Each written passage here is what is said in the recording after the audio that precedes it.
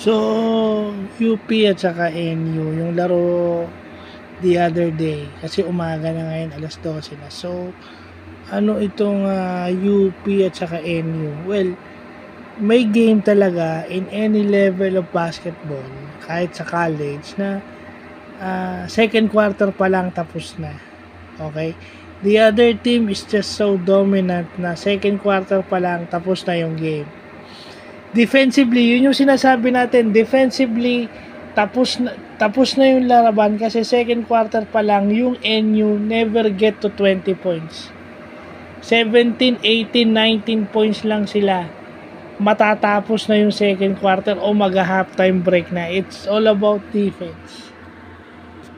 So pagdating ng third at fourth quarter, maaga pa yung fourth quarter, garbage time na.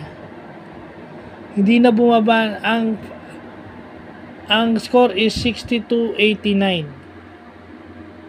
So from 30 points, ang ginawa na lang ng NU, pinababa na lang nila to a respectable margin. Pero ang pinanggalingang score ata nun is 85-55. Nagiging, tama, 85-55, nagiging 89-62. Pinababa na lang ng UP to a respectable margin.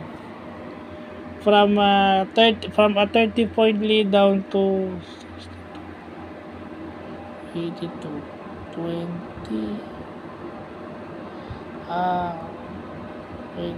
62, 82. Ayun, 27. So, minus 3. Nabawasan lang ng 3. No?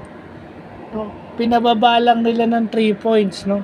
So, parang walang nagbago. Yung small change na yun would not be enough.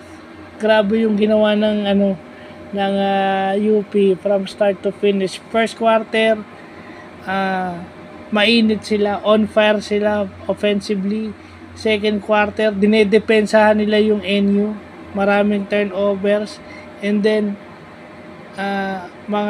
yung mga rebounding din, kontrolado rin ng UP, yung offensive rebounding, maamo sa kanila yung bola. So paano mo tatalunin yun?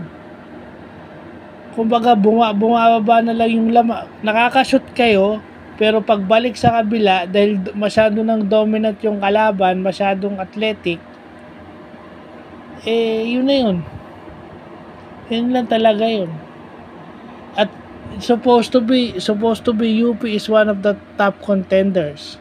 And not only that, pag nag-aral ka ng UP, ang tawag sa'yo ISCO at saka ISCA. Ibig sabihin, scholar ng bayan. So dapat, dahil yung taxes ang ginagamit mong pang tuition, pag sa UP ka nag-aral at student athlete ka pa, scholarship ka, so dapat patunayan mo lang na you deserve that roster spot. Maglaro ka ng tama at may panalo mo yung laban. Well, basketball teaches us many things, kagaya nung pagiging student athlete. Stay consistent. Kumbaga consistent ka, but constant yung success. Kasi yung championship is the end goal, pero pag nagpapapanalo ka, nasa Final Four ka for a few years, and even nag-champion pa nga kayo, some season back, nag-champion kayo for how many, mga ilang seasons lang nakakaraan, nag-champion kayo, so may success na kayo. Ibig sabihin, contender kayo every season ng UAAP recently. So, ibig sabihin, may success na yung program. And this game is just one of the proofs kung bakit successful ang basketball program ng UP ngayon. So, yun lang po.